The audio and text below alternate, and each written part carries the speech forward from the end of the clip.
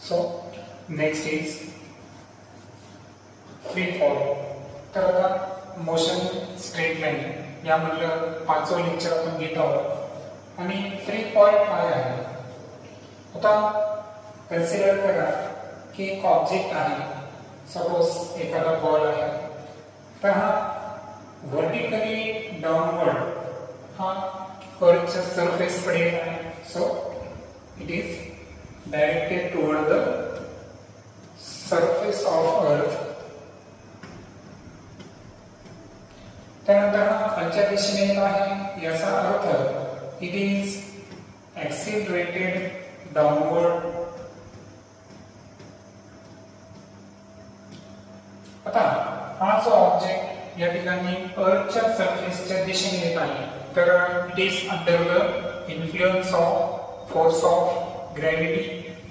आणि याबद्दल आपण पाहिलं आहे की फोर्स ऑफ ग्रॅव्हिटीमुळे कोणत्याही ऑब्जेक्टची जी टेंडन्सी आहे it is directed toward the centre of the earth. आणि म्हणून हे जे ऑब्जेक्ट फॉल होणार तर it is also accelerated downwards toward the surface of the अर्थ. ओके, आणि त्याची डायरेक्शन जी आहे ती toward the centre of the अर्थ असेल. जो फोर्स ऍक्ट करतो तो आहे फोर्स ऑफ ग्रॅव्हिटी. तर या ठिकाणी हा जो बॉल आहे, तर हा बॉल सपोज अशा हाईटवर आहे की जी हाईट ही लेस आहे compare to the radius of the earth. आता अर्थची जी रेडियस आहे ती आपल्याला माहित आहे, ते आहे 6400 किलोमीटर. ओके, तर अर्थच्या रेडियस पेक्षा कमी हाईटवरून ऑब्जेक्ट फॉल होत आहे असं आपण कन्सिडर करू. आणि हे फॉलिंगच्या दरम्यान जे ऍक्सिलरेशन ड्यू टू ग्रॅव्हिटीची व्हॅल्यू असते मॅग्निट्यूड मध्ये ती कॉन्स्टंट असते, ती असते 9.8 मीटर पर सेकंड स्क्वेअर, जेव्हा आपण अप्रॉक्सिमेटली 10 घेत असतो. तर आता ह्या मोशन मध्ये असं आपण कन्सिडर करू की इथं आपण एअर रेजिस्टन्सला निग्लेक्ट करू, कारण सध्या जो ऑब्जेक्ट आहे हा एअर मध्ये फ्लो होत आहे, पास होत आहे. आणि डेफिनेटली या ऑब्जेक्टचं जे फॉलिंग आहे त्या फॉलिंगला विरोध करणारा जो फोर्स आहे तो आहे एअर रेजिस्टन्स. ओके, सो हे जे एअर रेजिस्टन्स म्हणा किंवा ड्रॅगिंग म्हणा किंवा फ्रिक्शन बाय एअर म्हणा, तर या एअर रेजिस्टन्सला जर आपण निग्लेक्ट केलं तर डेफिनेटली हे जे फॉल आहे ते फॉल असतं free fall. So what is a free fall? तर फ्री फॉल हे अशा प्रकारचं मोशन आहे की ज्यामध्ये ऑब्जेक्ट हा अर्थच्या सेंटर किंवा सरफेसच्या दिशेने मूव्ह होत असतो. त्यानंतर एक्सिलरेटेड डाउनवर्ड्स, त्यानंतर it is under the influence of force of gravity, its tend towards the centre of the earth. आणि त्यावेळेस एअरचं कोणत्याही प्रकारचं रेजिस्टन्स नाही असं आपण गृहीत धरले आहे. तसं तर जे फ्री फॉल आहे ते फक्त व्हॅक्यूम मध्येच पॉसिबल आहे, कारण एअर मध्ये तर एअर रेजिस्टन्स असणारच, पण एअर रेजिस्टन्सला निग्लेक्ट करून जे ऑब्जेक्टचं फॉलिंग आहे it is non as the free fall. आता मोशन विथ युनिफॉर्म एक्सिलरेशन. आता ऑब्जेक्ट जो आहे तर फ्री फॉलच्या दरम्यान एअर रेजिस्टन्स निग्लेक्ट असल्यामुळे जे ऑब्जेक्टचं मोशन आहे ते युनिफॉर्म एक्सिलरेशन आहे, म्हणजे एक्सिलरेशन हे एक समान असेल. Then if h is less than the radius of the earth, ऑब्जेक्टला जिथून आपण प्रोजेक्ट करायलो किंवा जिथून रिलीज करायलो ती हाईट जर अर्थच्या रेडियस पेक्षा कमी आहे असं आपण कन्सिडर असेल तरच तोपर्यंत एक्सिलरेशन ड्यू टू ग्रॅव्हिटीची व्हॅल्यू ही कॉन्स्टंट असते आणि ती असते 9.8. आता फ्री फॉल दरम्यान जे मोशन आहे तर आपण पाहिलं आता की हे जे मोशन आहे हे ऍक्च्युअल वाय ऍक्सिसला आहे. ओके, मात्र इथे जर पाहिलं आपण तर पॉझिटिव्ह वाय ऍक्सिस कडून तो निगेटिव्ह वाय ऍक्सिस कडे फ्री फॉलच्या ऑब्जेक्टचं मोशन असल्यामुळे हे बेटर राहील की आपण फ्री फॉलचं मोशन हे निगेटिव्ह वाय डायरेक्शनला असतं असं आपण इथून पुढे कन्सिडर करू. ओके, आता हे समजून घेतल्यानंतर आता आपल्याला इक्वेशन्स असे इक्वेशन्स पाहायचे आहे की जे वेलोसिटी आणि distance travel as a function of time हे आपल्याला शो करतील. आणि आपण याबद्दलच पाहिलं आहे की या अगोदरच्या लेक्चरमध्ये आपण 3 कायनेमॅटिकल इक्वेशन स्टडी केले आहे. आता पहिलं जे इक्वेशन होतं आपलं v u at आणि आपल्याला माहित आहे की u ची व्हॅल्यू इनिशियल वेलोसिटी ही फ्री फॉल दरम्यान 0 असते आणि एक्सिलरेशन निगेटिव्ह y ऍक्सिस ला असल्यामुळे त्याची जी व्हॅल्यू आहे ती आपण -9.8 मीटर पर सेकंड स्क्वेअर हे कन्सिडर करणार आहे. आणि म्हणून जे पहिले इक्वेशन आहे सो त्यामध्ये व्हॅल्यू v u ची व्हॅल्यू तर 0 आहे, a जो आहे तो आहे -g into t and therefore v is equal to -9.t metre per second. Okay, तर हे असे पहिले इक्वेशन जे की वेलोसिटी हे टाइमच्या फंक्शन आहे हे इतर सिद्ध होईल आणि so v is equal to -9.8 t metre per second. त्यानंतर दुसरं जे कायनेमॅटिकल इक्वेशन होतं आपलं ते होतं s is equal to ut plus half at square. आता या अगोदरच्या लेक्चरमध्ये मी सांगितलं की s ला आपल्याला x ने रिप्रेझेंट करायचं आहे जर पोझिशन ही x ऍक्सिस वरची असेल आणि जर y ऍक्सिस वरची असेल तर आपण y कन्सिडर करणार. त्यामध्ये आपण दोन गोष्टी पाहिल्या होत्या की y0 ही जी आहे ही असेल इनिशियल पोझिशन आणि y ही जी असेल ही असेल फायनल पोझिशन. ओके, आणि सो आपला जो फॉर्म्युला असेल तो असेल y is equal to ut plus half at square. आता यामध्ये जर पाहिलं आपण ठीक आहे तर आता y is equal to ut u 0 असल्यामुळे ही पूर्ण राशी 0 झाली. सो प्लस हाफ च्या ऐवजी आता मायनस हाफ कारण एक्सेलरेशन -g आहे. So -half into 9.8 t square. Okay, and therefore y is equal to जर आपण डिवाइड केलं तर -4.9 into t square मीटर. तर हे असेल वस्तूचं ऑब्जेक्टचं होणारं डिस्प्लेसमेंट जे आलं y is equal to -4.9 t square metre. आणि तिसरं जे इक्वेशन आहे आपलं v square is equal to u square plus 2ay.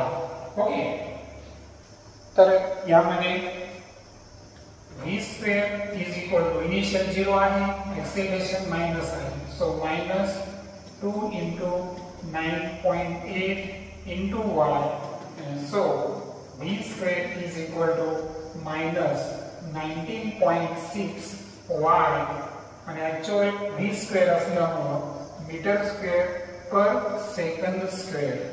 अशा पद्धतीचे 3 इक्वेशन्स आपल्याकडे अवेलेबल झाले.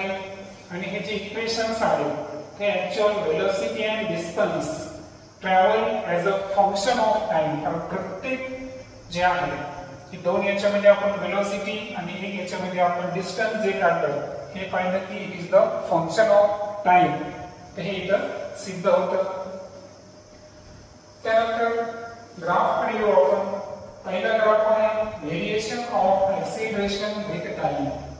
तर फ्री फॉल मध्ये टाइम नुसार एक्सिलरेशन मध्ये कोणते चेंजेस येतात. आता इथे जर पाहिलं आपण तर हा ओरिजिन आपण चाललो निगेटिव्ह y ऍक्सिस कडे. ओके, इथे दाखवलेलं पण आहे.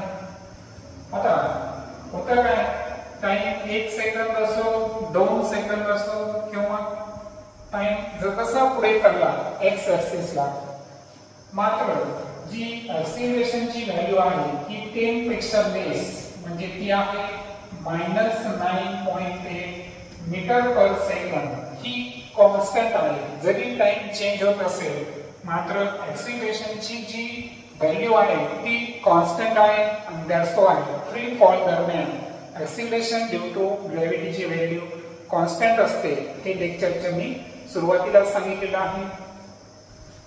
ते second graph variation of velocity with time. आता हा जो ग्राफ जर पाहिला आपण तर या अगोदर आपण वेलोसिटी टाइम ग्राफ जो आहे हा कॉन्स्टंट ऍक्सिलरेशनचा, ओके, वेलोसिटी टाइम ग्राफ असा पाहिला होता. ओके, आता हे जे स्ट्रेट लाईन आहे स्लो, तर याचा अर्थ ऍक्सिलरेशन एक कॉन्स्टंट आहे. आता याही मध्ये जर पाहिलं आपण तर ओव्हरऑल जर पाहिलं तर जसं टाइम पुढे चालला त्या प्रोपोर्शन मध्ये स्पीड सुद्धा या ठिकाणी इन्क्रीज होत आहे. ती कॉन्स्टंट नाहीये, कॉन्स्टंट ऍक्सिलरेशन आहे. स्पीड ही विशिष्ट टाइम इंटरवल नंतर इन्क्रीज होत आहे आणि इन्क्रीज होताना एक विशिष्ट प्रोपोर्शन मध्ये ती इन्क्रीज होत आहे. आणि दॅट्स व्हाय हा स्लो सुद्धा एक प्रकारचा पॉझिटिव्ह अँड स्ट्रेट स्लो आहे, मात्र हा निगेटिव्ह डायरेक्शन मध्ये. कारण या अगोदर आपण पाहिलं होतं की हा जो क्वाड्रंट आहे हा फोर्थ क्वाड्रंट आहे. ओके, हा क्वाड्रंट काय आहे? फोर्थ क्वाड्रंट आहे. आणि सो ओव्हरऑल जर पाहिलं आपण तर जी स्लोप आहे हा स्लोप सिद्ध करतो की ऍक्सिलरेशन जे आहे कॉन्स्टंट आहे आणि it is the velocity versus time. So velocity टाइमचं व्हेरिएशन कसं आहे हे आपल्याला या ग्राफवरून लक्षात येईल. आणि फायनली आहे variation of distance with time. आता डिस्टन्स विथ टाइम संदर्भात जर पाहिलं आपण तर ओव्हरऑल जर पाहिलं आपण तर फर्स्ट सेकंदाला जे डिस्टन्स ट्रॅव्हल झालं होतं ते ऑलमोस्ट 10 मीटर होतं. सेकंड सेकंदाला जर पाहिलं आपण ऑलमोस्ट 30, थर्ड सेकंदाला जर पाहिलं तर ऑलमोस्ट 50. म्हणजे याचा अर्थ जसा जसा या ठिकाणी टाइम इन्क्रीज होत आहे त्यापेक्षा जास्त प्रोपोर्शन मध्ये एक विशिष्ट रेशो मध्ये डिस्टन्स सुद्धा इन्क्रीज होत आहे. तर अशा प्रकारचं व्हेरिएशन हे आपल्याला टाइम संदर्भात दिसून येईल. आता या संदर्भात एक महत्त्वपूर्ण लॉ आपल्याला स्टडी करायचा आहे, तो आहे गॅलिलिओज लॉ ऑफ ऑड नंबर्स. की एखादा ऑब्जेक्ट फ्री फॉल मध्ये असताना विशिष्ट टाइम इंटरवल नंतर आपण पाहिलं की तिसरा जो ग्राफ पाहिला होता आपण त्यामध्ये वेलोसिटी ही टाइम नुसार खूप जास्त प्रमाणात इन्क्रीज होत गेली आहे आणि डिस्टन्स सुद्धा इन्क्रीज होत गेली आहे. तर याचं रिलेशनशिप काय आहे? तसं तर वेलोसिटी टाइम ग्राफ हा कॉन्स्टंट ऍक्सिलरेशन स्ट्रेट स्लोप पाहिला, परंतु जो लास्ट ग्राफ आपण पाहिला तर या ग्राफचं सरळ सरळ रिलेशनशिप हे गॅलिलिओज लॉ ऑफ ऑड नंबर सोबत आहे. ते कसं आपण पाहू. आता टाइम 0 असताना पार्टिकलचं जी डिस्प्लेसमेंट आहे ते आहे 0. आणि आता एक सूत्र आपण लक्षात घेऊ की आपल्याला माहित आहे की आताच आपण पाहिलं y = -12 gt². ओके, हे फ्री फॉल दरम्यान आहे कारण इनिशियल वेलोसिटी 0 असल्यामुळे निगेटिव्ह y डायरेक्शनला किती डिस्टन्स ट्रॅव्हल केलेला आहे ते आपण या फॉर्म्युल्यानं कॅल्क्युलेट करत असतो. आता सुरुवातीला टाइम 0 असताना तर सर्व 0 असणार. त्यानंतर टाइम t असताना जर पाहिलं आपण, ओके, तर टाइम t असताना आपण एक काम कन्सिडर करू की ऍट टाइम t असताना जे डिस्प्लेसमेंट आहे त्याला आपण y0 = -12 gt² कन्सिडर करू. आता एक लक्षात घ्या, हे जनरल फॉर्म्युला आहे आणि आता जो मी फॉर्म्युला काढला हा कशाला ऍप्लिकेबल आहे? टाइम 0 असताना इनिशियल जे डिस्प्लेसमेंट आहे y0 ते आपण -हाफ gt कन्सिडर केलं. त्यानंतर आता जर पाहिलं आपण y ची किंमत ही y0 च्या काय आहे इक्वल आहे. Okay, no problem. त्यानंतर y0 लास्ट मधला डिफरन्स जर पाहिला तर y0 येईल आणि दॅट्स वाय रेशो किती घेतला आपण 1.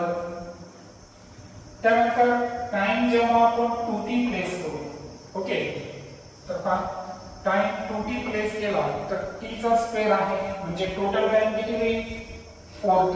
लक्षात आलं तुम्हाला की सूत्र काय आपलं y -हाफ g आणि t च्या ऐवजी आता आपल्याला second time interval 2t square टाकायला आपण आणि दॅट्स वाय ही व्हॅल्यू जी आहे तर 2 चा स्क्वेअर -4 हे बाहेर काढला तो उरलेली व्हॅल्यू जी आहे हाफ gt स्क्वेअर. तर पहा -4 हाफ gt स्क्वेअर. आता हाफ gt स्क्वेअर कशाची व्हॅल्यू आहे y0 सो मल्टिप्लाय बाय 4. मग आता टाइम इंटरवल जो t आणि 2t या मधला जर आपण डिस्प्लेसमेंट मधला डिफरन्स काढला तर 4y0 y0 तर तो किती निघेल तो निघेल 3y0 कारण it is the distance traversed in successive interval.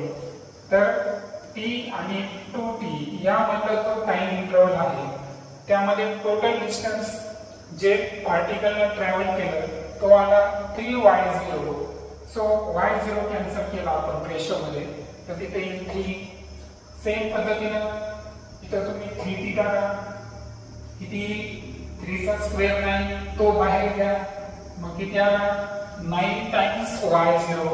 मग त्यामधून लास्ट टाइमचे जो आहे म्हणजे इथं आपल्याला 2t आणि 3t हा जो टाइम इंटरवल आहे या मधला डिस्टन्स काढायचा असेल इथं टोटल डिस्टन्स झालं 9y0.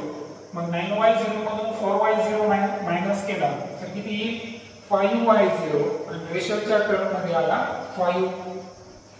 सेम पद्धतीने टाइम 4 घ्या 4 चा स्क्वेअर 16 बाहेर येईल.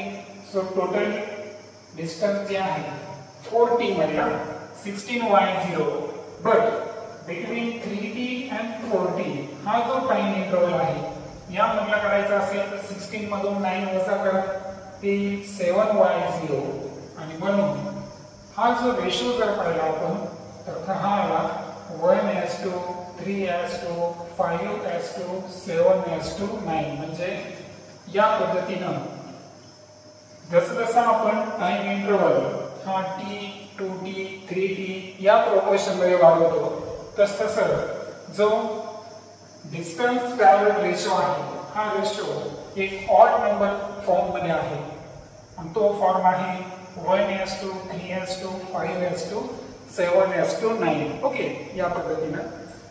तर आता याचा फायदा काय आहे तर फ्री फॉल मध्ये एखादा ऑब्जेक्ट जो आहे जसं की आता रेशो मी फक्त 1:3 घेतो तर पहा एक ऑब्जेक्ट आहे तर तो ऑब्जेक्ट सपोज त्या ऑब्जेक्टच्या 3 पोझिशन्स पाहू आपण. तर टाइम 0 असताना तो A पोझिशनला आहे. टाइम 10 सेकंद असताना तो C पोझिशनला आहे. A आणि C यामधलं जे अंतर आहे ते आहे सपोज 1 किलोमीटर अर्थातच 1000 मीटर. तर आपल्याला फाइंड करायचं आहे की टाइम 5 सेकंद असताना म्हणजे हाफ टाइम मध्ये तो ऑब्जेक्ट कोणत्या डिस्टन्स किंवा अर्थ सरफेस पासून सपोज हा अर्थ सरफेस घेतला आपण तर ओके सो अर्थ सरफेस पासून तो ऑब्जेक्ट कोणत्या डिस्टन्सला आहे ते आपल्याला फाइंड करायचं आहे. तर यासाठी गॅलिलिओस ऑड नंबर रेशो कसा काम येतो का इतर टाइम 5 सेकंद आहे म्हणजे याचा अर्थ पहिला t1 जो आहे हा 5 सेकंदाचा आहे आणि नंतरचा टाइम हा 5 सेकंदाचा आहे. आणि ऑड रेशो काय सांगतो की जितकं डिस्टन्स पहिल्या याच्यात आहे तितकं डिस्टन्स सेकंड जो हाफ पिरियड आहे त्यामध्ये त्याच्यापेक्षा तिप्पट आहे. सपोज पहिल्यामध्ये एक्स डिस्टन्स ट्रॅव्हल केलं, ओके, पहिल्या हाफ टाइम मध्ये, तर नंतरच्या हाफ टाइम मध्ये, ओके, म्हणजे पहिल्या 5 सेकंदामध्ये x, तर नंतरच्या 5 सेकंदामध्ये 3x डिस्टन्स ट्रॅव्हल होईल. So is equal to 1000 and so 4x is equal to 1000.